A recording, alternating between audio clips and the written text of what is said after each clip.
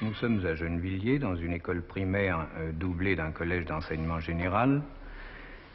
Ce que j'appelle une école caserne, avec 27 classes de garçons et 15 classes de filles dans le même bâtiment.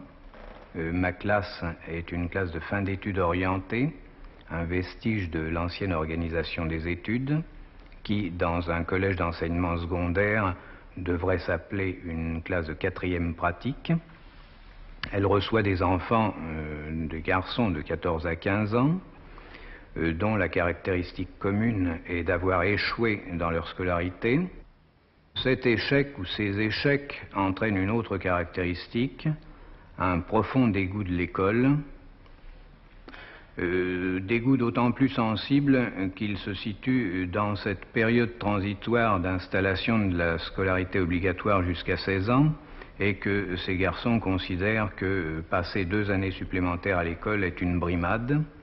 Toutefois, je ne peux me résoudre à considérer qu'un échec scolaire signifie indubitablement un échec dans la vie, et j'essaie de faire que ma classe soit différente des autres. Quand on parle habituellement de non-directivité, d'autogestion pédagogique. Mon optimisme relatif, je le dois à ce que, aux techniques de motivation que j'ai héritées de Freinet, j'ai essayé d'ajouter l'analyse systématique de l'institution et des institutions qui révèle l'écrasante responsabilité de l'école dans les sources d'échecs et qui, par contrepartie, m'incite à faire de plus en plus confiance aux individus puisqu'ils sont très peu responsables de leur échec. Et on commence comme d'habitude, absolument. Cet après-midi, comme Raoult était désigné pour être conseiller et qu'il n'est pas là, il faut désigner un autre conseiller. Faut en trouver un qui ne l'a jamais fait. Il y en a encore des autres. Laurent ? Et on doit faire le conseil voyage. Alors c'est ça que dirigera Dominique Laurence. Oui. Je crois aussi que dans ce conseil, il faudrait aller un petit peu plus loin et se demander un peu la différence que vous avez pu trouver dans cette classe par rapport à celle que vous avez connue avant. Moi, je propose qu'on fasse, on est, je crois, 18, des petits groupes de 6, ça fera 3 groupes de 6, oui. Ça fera 3 groupes de 6, et que, en dehors de moi, dans ces 3 groupes, on discute tous les sujets qui sont là.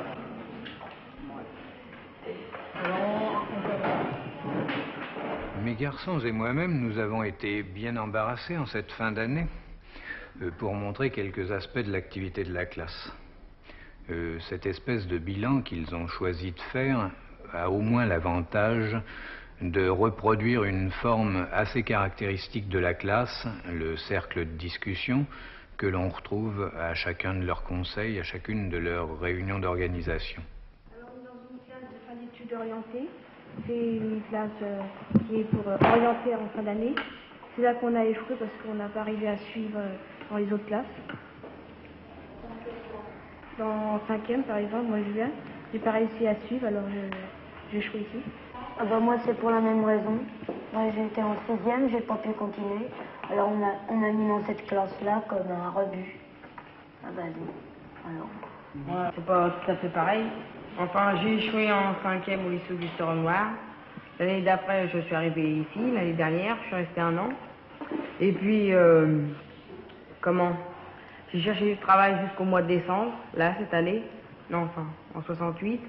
Du mois de septembre jusqu'au mois de décembre, j'ai été 4 mois sans rien faire. Et puis, au mois de décembre, j'avais trouvé un emploi d'apprenti cuisinier dans un grand restaurant à la gare Saint-Lazare. Puis j'y suis resté 3 mois à peu près, j'ai pas pu suivre à cause de ma santé. Et puis Monsieur Ponviel a bien voulu me reprendre ici. Et puis il y en a qui retourneront certainement pas dans les collèges ou dans les lycées parce qu'ils ont beaucoup trop souffert point de vue de classe, trop sévère avec le professeur qui est toujours derrière eux. Non, c'est pas ça qu'il fallait faire, c'est autre chose. toujours à le disputer. Alors je trouve que les élèves, ils en ont marre, alors ils veulent pas refaire des études. On travaille toute la journée sur des mathématiques ou du français. Avec le professeur derrière soi, si on fait mal, on prend une claque. Alors on voulait montrer justement la différence. Je pense peut-être aussi que c'est les autres classes qui les ont déformés, on les tapait, tout ça, on les forçait à travailler et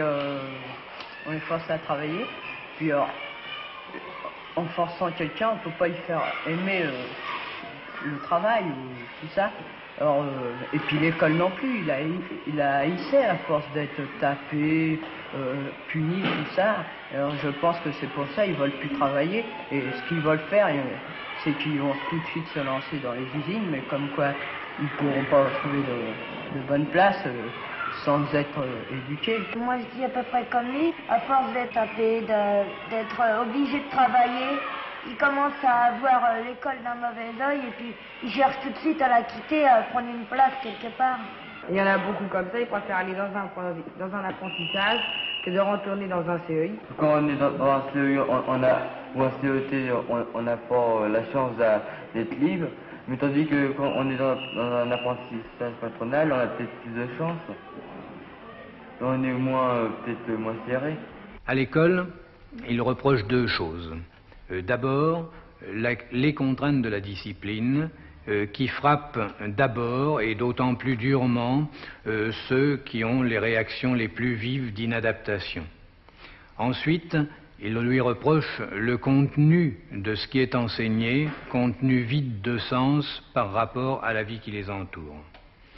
Pour beaucoup, l'école a cessé d'être considérés comme pouvant leur apporter quelque chose à partir du moment où ils ont eu le sentiment d'une rupture et d'un échec. Et à partir de ce moment, ils commencent à envisager un métier dont ils pensent qu'il pourra s'exercer sans connaissance scolaire particulière. Et à l'école, ils n'attendent plus que l'âge d'entrer dans la vie passif, dans l'espoir d'avoir ses 16 ans.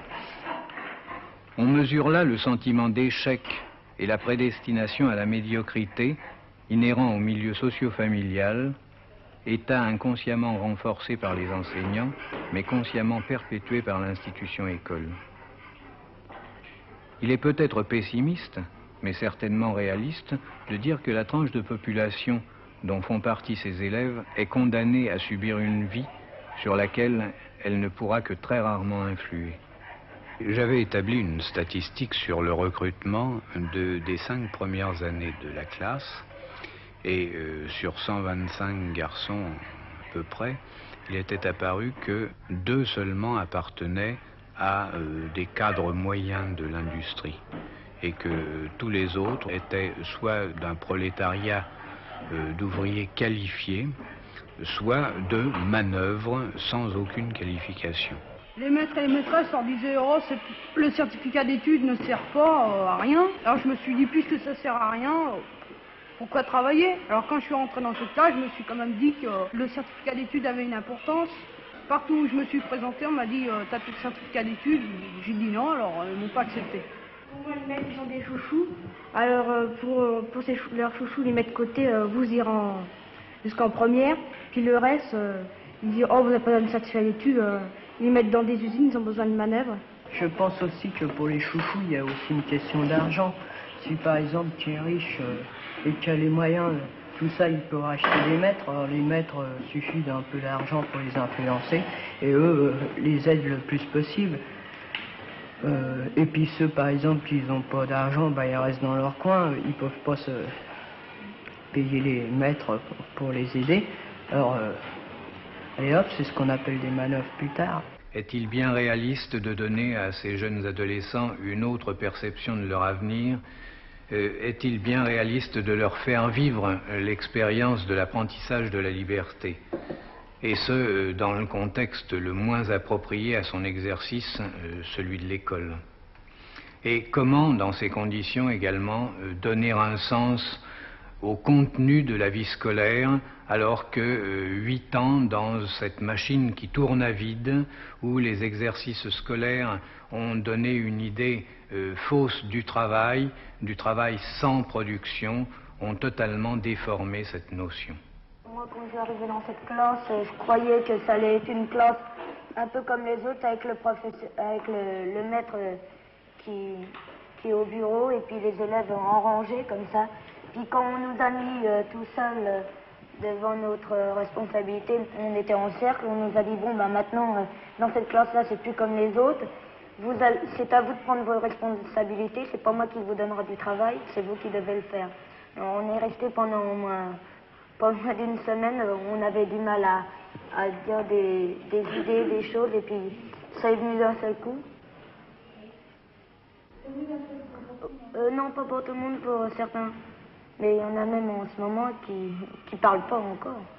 Parce qu'ils ont été habitués dans les autres classes que c'était le maître qui les interrogeait. Alors comme le maître là ne les interroge pas, c'est eux qui doivent parler, ben alors ils parlent pas.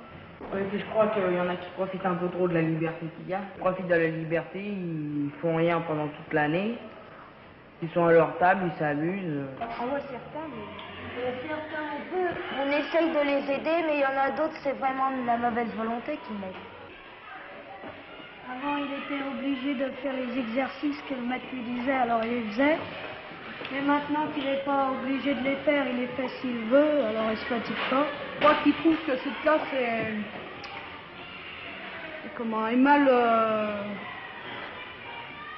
mal organisée.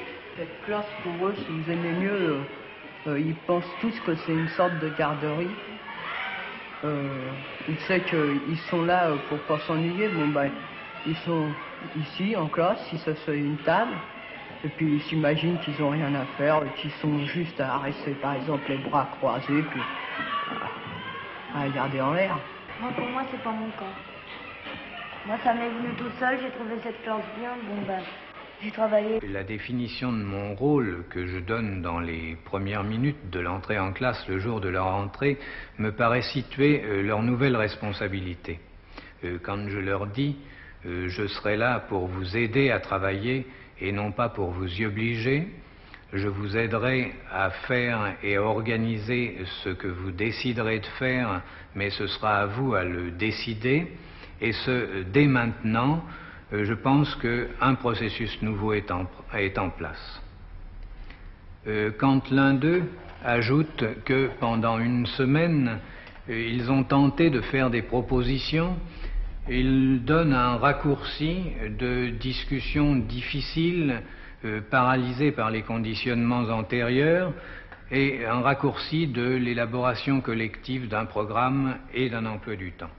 moi quand on nous dit fais ça, quand on nous force, on n'aime pas ça.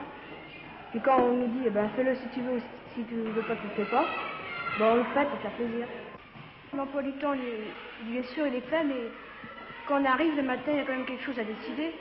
Quand on dit on a français, c'est tout. Alors on dit par exemple pour le journal, comme c'est pour le journal, on va rédiger un texte. Le mardi, comme on a étude de texte, eh ben, on a choisi pendant le conseil un texte à discuter. Bon, on fait ça. Parce que quand on dit étude de texte, ça ne dit rien. Alors, quand on a fait l'étude de texte le mardi, on peut faire le vendredi la discussion dessus. On n'a pas de temps mort. Par exemple, quand on n'a pas visite, ben, on trouve toujours quelque chose à remplacer. Il y a toujours du travail. Il y a toujours, vous participez toujours, il n'y a pas de reste qui s'ennuie. Ah ben, ceux qui ne veulent pas travailler, bien sûr, ils s'ennuient. Le programme, il s'élabore à partir de la question « Qu'êtes-vous venu faire ici ?», à laquelle ils apportent en général deux réponses. Essayer à nouveau d'entrer en collège d'enseignement technique et aussi choisir un métier. Donc notre premier contenu va être le français et les mathématiques. Et ils sont étonnés de découvrir que le français est une langue, qu'elle sert à communiquer.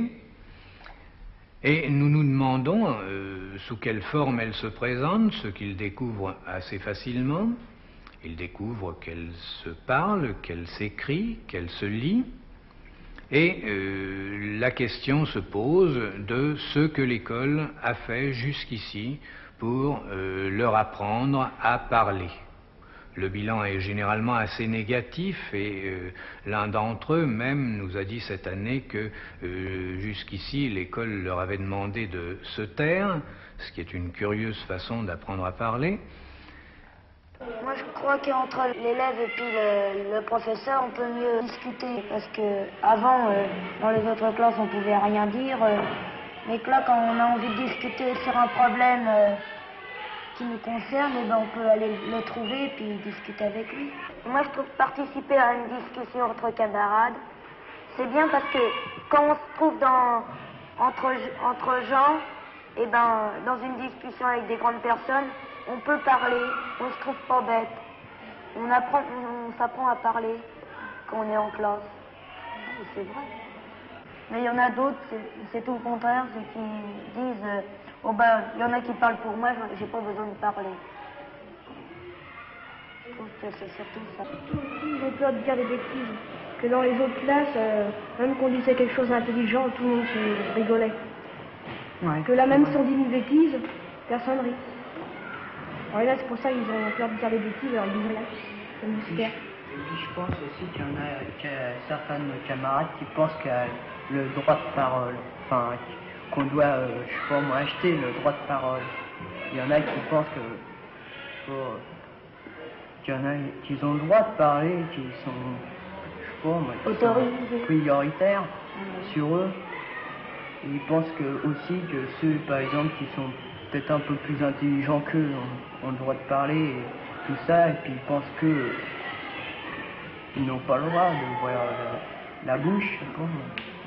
Et ceux qui ne parlent pas, ils sont désavantagés.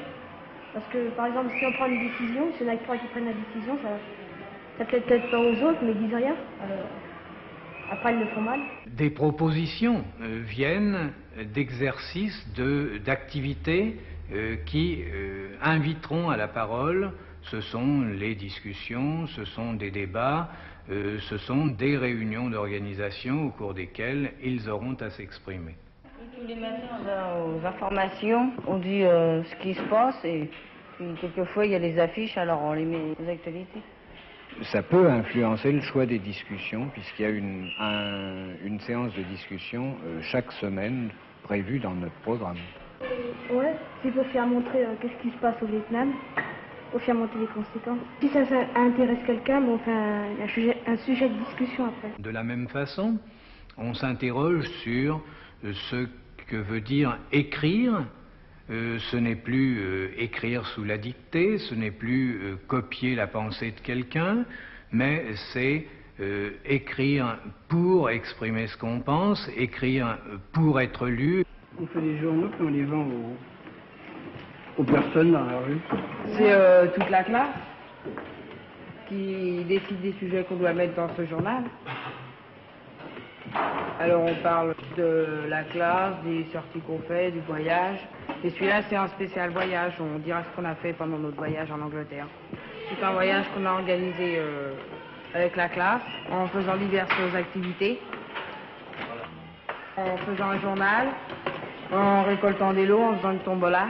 Ce journal, je peux me faire vivre aux parents, comme si par exemple c'était eux qui étaient dans cette classe-là. On fait un journal chaque trimestre.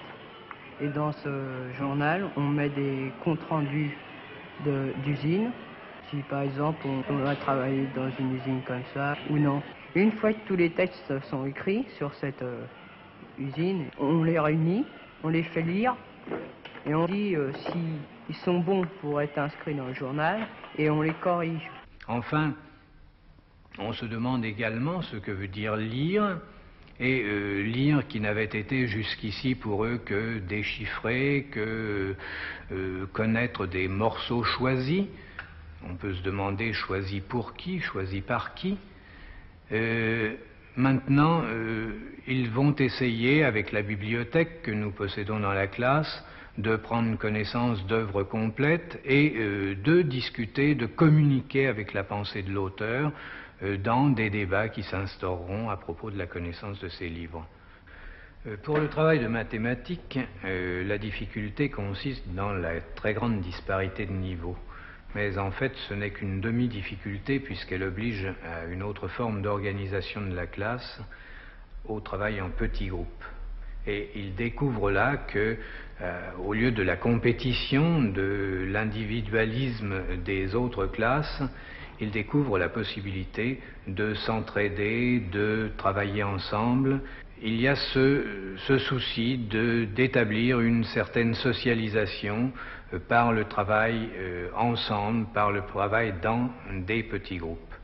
Ça oblige aussi à une nouvelle façon de considérer les problèmes qui sont les problèmes majeurs pour la plupart des classes, à savoir ceux de la discipline, où on doit apprendre à respecter l'autre, à respecter la liberté de l'autre, si on veut être libre soi-même. En groupe, c'est mieux parce que quand on ne sait pas faire un problème, si le camarade il sait le faire, il nous l'explique. Il l'explique, comme ça on le fait à deux, puis à force on arrive à comprendre. Le groupe il fait, mettons en français, il fait n'importe quoi, il fait tout ce qu'il veut. Mettons, s'il veut apprendre la grammaire, il fait la grammaire. S'il y a un autre groupe qui veut faire la dictée, il fait la dictée. Comment est-ce que ça se vous regroupez? On appelle chacun un par un les élèves, puis on leur demande avec qui vous voudriez être pour, dans le groupe de travail, l'entente. Alors, il y a un élève, mettons, il dira moi je veux être avec lui, et puis l'autre élève il dit je veux être avec lui. Alors donc ces deux-là ils s'entendent, là on les met en groupe.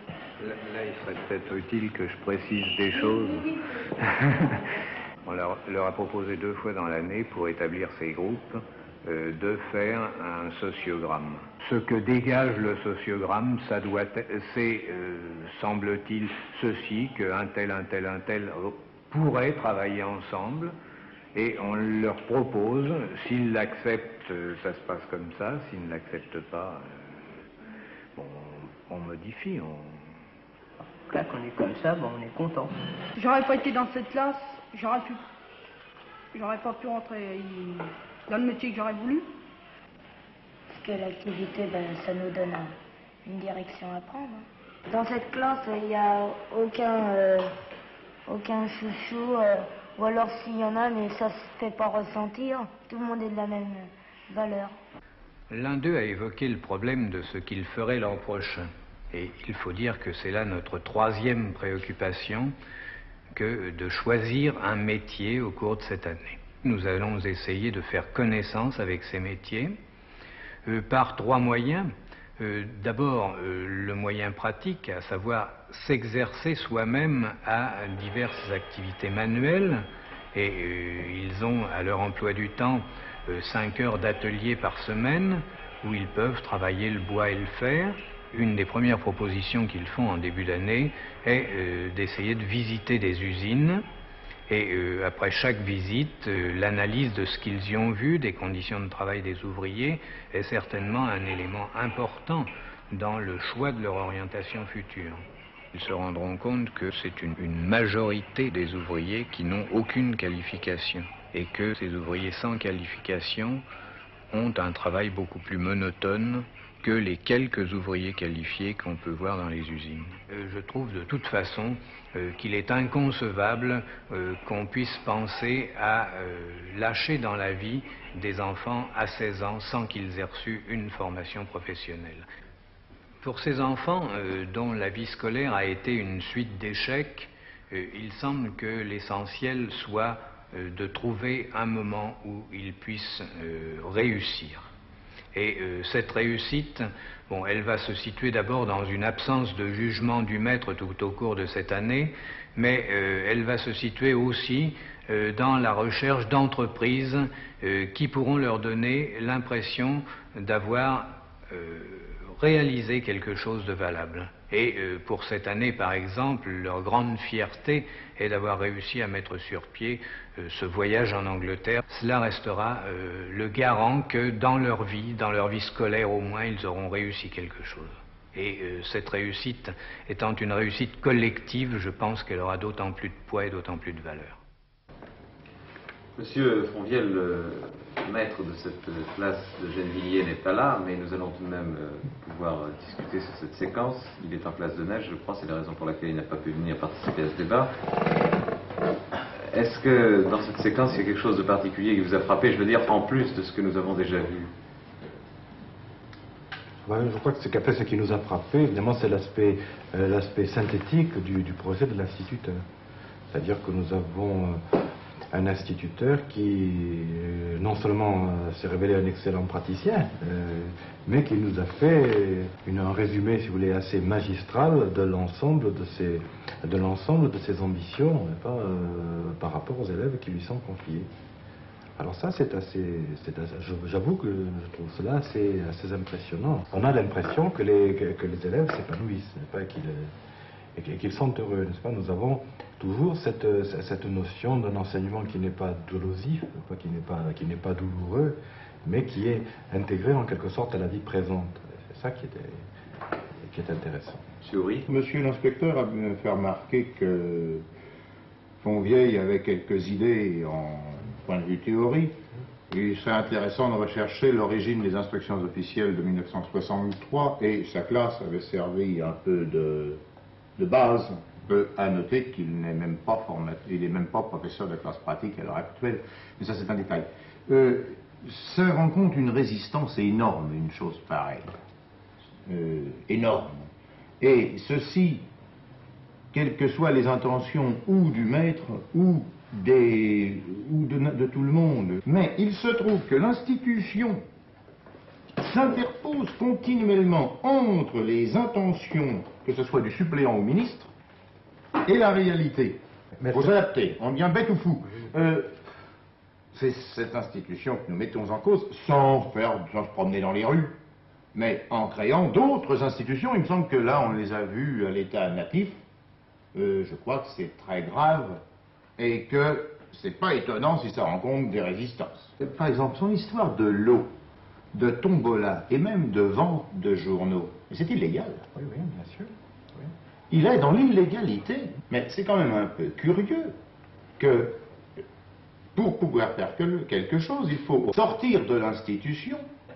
C'est une démarche dialectique, n'est-ce pas? Il y a un petit pas qui se fait par des gens qui travaillent à frôlant comme ça un peu les institutions du côté de la mare. Pendant quelque temps, il y a un travail de militantisme, n'est-ce pas, qui se produit aux frontières, très légèrement en marge, en attendant que ça soit officialisé. Et puis si c'est officialisé, ça ne va pas, parce que ça prend, comme vous le dites, une forme obligatoire. Encore une fois, lever tous les obstacles d'un coup, ça peut être l'abîme, le vertige et le précipice. Enfin, il me semble qu'on pourrait comparer le système de l'angoisse dans une classe à l'angoisse dans l'éducation nationale. Nous, si on laisse les enfants s'exprimer et dire et décider, le maître se trouve angoissé. Or, si on laisse les instituteurs décider, les supérieurs hiérarchiques vont se trouver eux aussi angoissés. Et pourtant, il semblerait que dans une classe, c'est la seule façon justement de faire baisser les résistances des enfants, c'est de leur permettre de décider. Alors peut-être une façon de lever la résistance des enseignants, ce serait leur donner un certain pouvoir de décider des réformes, des recherches. Le petit métier deviendra un grand métier. Mais ça ne va pas non plus se faire du jour au lendemain, pas plus que du jour au lendemain ne vont se changer les rapports entre les élèves et les maîtres d'une façon générale et dans toutes les parties du système. Ça, je vous dis, vous avez tout à fait raison de penser cela, et en tous les cas, moi je vous dis que c'est comme cela, moi, que je vois les choses, et nous sommes nombreux à penser cela. Vous ne croyez pas que vous participez, enfin vous, la hiérarchie, participez à agrandir mon angoisse, devant cette espèce de grand vide, devant cette impossibilité de communiquer, devant toutes les barrières qui sont souvent opposées, mais d'une manière que je ne comprends pas, que je comprends difficilement, parce que vous avez l'air de penser comme les instituteurs, et on se trouve toujours pris dans une espèce de... Dans une institution. Nous sommes en période de mutation. Ah non, excusez-moi. Excusez-moi. Oui, c'est parce qu'il n'y avait pas la mutation avant 68, on a trouvé le langage pour se faire entendre, mais dans l'angoisse de l'instituteur, il y a ce fait, bien sûr, d'être un peu interpellé par un gosse, pas bien grave. C'est le sentiment d'impuissance totale, de ne pouvoir répondre en rien et d'être constamment jugé, jaugé. Mais vous n'avez aucun pouvoir, c'est l'institution qui a le pouvoir, me semble-t-il. Et moi-même, je participe, si vous voulez, à la forme générale, si vous voulez, de pensée, de création et d'action propre à l'enseignant, tout en étant pris également dans ma propre institution, et vous aussi. Oui. Mais c'est ça qui est passionnant. Non. C'est ça qui est passionnant parce que c'est ça qui va, à mon avis, peut faire bouger le système. Oui. Mais moi, c'est ce qui m'embête au contraire. Ah bon, de voir que vous pouviez penser comme moi, alors là, à l'échelle tout à fait là-haut. Mais je sais pas, mais pourquoi là-haut? Parce qu'au point de vue institution, nous sommes quand même dans un système hiérarchique. Alors on a l'impression de penser la même chose. Mais pas l'impression. Et alors, au niveau de leur réalité... On pense à la même chose, et alors peut-être que vous coupez de vos circuits institutionnels habituels, si vous voulez, et de vos camarades, pas dans la mesure où vous pensez la même chose, et peut-être que moi je me coupe peut-être de certaines personnes aussi, je n'en sais rien. Parce que, avoir la quantité d'ennuis qu'on a pour progresser, et même les instituteurs, alors on va essayer, comme on a fait pour la méthode globale, pour nous diviser, on va essayer de vous dire enseignement traditionnel et enseignement. Mais ça, c'est pas là le problème. Oui. Madame Dolto, le point de vue du psychanalyste là-dessus, enfin, je veux dire, il y a quelque chose de plus que dans le reste. Si je vois, par exemple, ce film de Fonvielle, je suis très frappée de ce que ces enfants nous disent et de ce que nous voyons de leur visage et de leur façon de parler. Car les enfants qui sont traités comme ils ont eu l'impression d'être traités en classe, et Dieu sait que ce sont des enfants intelligents, nous l'avons tous vu, ben, c'était des enfants qui étaient des retardés scolaires, des inadaptés scolaires. Bon, eh bien, grâce à cette classe, ils ont retrouvé une insertion sociale en ayant le droit de se sentir des hommes au milieu d'une société. Et oui, mais alors là, on peut se poser la question, enfin, ça va déboucher sur quoi? Je veux dire, ils vont rentrer en apprentissage et puis tout recommencera comme si rien ne s'était passé. Non, vous ne croyez pas? Ah, certainement pas. Après une expérience comme ça, rien ne peut recommencer comme avant. Oui, parce que ça va lier le rôle de l'éducation. Oui, ils ne seront pas tout à fait les mêmes. Vous disiez, les enfants n'avaient pas la parole dans les classes antérieures. Avoir la parole, personne n'a l'école. On a l'impression quand même qu'au niveau d'une classe, l'instituteur a quand même un grand pouvoir. Vous avez l'air de réduire son... Excusez-moi, là, c'est une classe terriblement illégale. Permettez-moi, avez-vous vu qu'elle est dans un préau? Nos techniques de survie en milieu anaérobie, elles sont pour nous. Permettez? Bien. Ils s'en débrouillent, et chaque instituteur en est là. Ils sont dans une situation telle que, s'ils s'adaptent, ils deviennent inertes. Et je veux pas dire malade, mais presque. On en meurt. Or, quand on parle de l'inertie, et de la mauvaise volonté des instituteurs, je voudrais signaler quand même que les stages allégaux sont bourrés à craquer et que il y a une demande. Les stages fanais seront encore pleins cette année. Dans ma classe, il y a véritablement le pouvoir était aux enfants de proposer et de décider, c'est parce qu'il y avait un lieu. Et que ce lieu c'était le conseil, et que même quand les enfants critiquaient, il y avait une institution mise en place pour que moi aussi je puisse être contrôlée par les enfants qui étaient dans cette institution. Or, ce que je me demande justement, c'est si dans l'éducation nationale, dans l'institution, il y a un lieu. Oui. Il y a un lieu et que ce lieu est le pouvoir. Ah non, aucun pouvoir. Oui, mais, bon, voilà, même, il y avait un tout petit trou. Parce que ce qui est important, c'est qu'il y ait un lieu et qu'il y ait le pouvoir. Il y avait un tout petit trou. Il y avait un tout petit trou où, au niveau du premier cycle, les transitions pratiques pouvaient coordonner leur action. Rassurons-nous, le trou est bouché, il y a des émissions de TV. Comme ça, ils n'auront même pas besoin de se réunir. Ça, c'est important. C'est ennuyé qu'on conclue sur une sorte de pensée de télévision, mais je crois qu'il Non, mais elle fait partie de l'institution, elle a son rôle à jouer. Pas du tout. Si elle a un emploi didactique, c'est comme une technologie, elle peut être employée de manière didactique ou de manière libératoire. Oui. Si l'émission, aujourd'hui, qu'est-ce que nous avons vu? Nous avons vu une émission de télé, les prétextes à quoi? Les prétextes à un débat. Elle ne nous a pas conditionné, cette émission. Et c'est une émission de formation. Nous sommes formés, si vous voulez, en réaction avec un document qui était le document télévisuel, qui nous a permis de voir très rapidement un certain nombre d'expériences. Il n'est pas question de faire le procès d'une... Et là, alors je suis tout à fait d'accord avec ce que vous dites, quoi, ça peut être un excellent objet, il aurait fallu de penser, c'est pour ça que moi je pensais conclure, pourquoi faire. Oui, non, mais il y a quand même un enseignement qu'il faut tirer de tout cela, car à travers tout ce que vous dites, apparaît, n'est-ce pas, le danger permanent de cristallisation prématurée de tout effort institutionnel. Il y a une vigilance, encore une fois, une disponibilité à préserver, et c'est sans doute pourquoi notre métier est celui de la jeunesse. Oui, je crois que c'est cette disponibilité qui nous interdit de conclure et de laisser simplement le débat ouvert. En tout cas, je vous remercie d'être venus, mesdames et messieurs.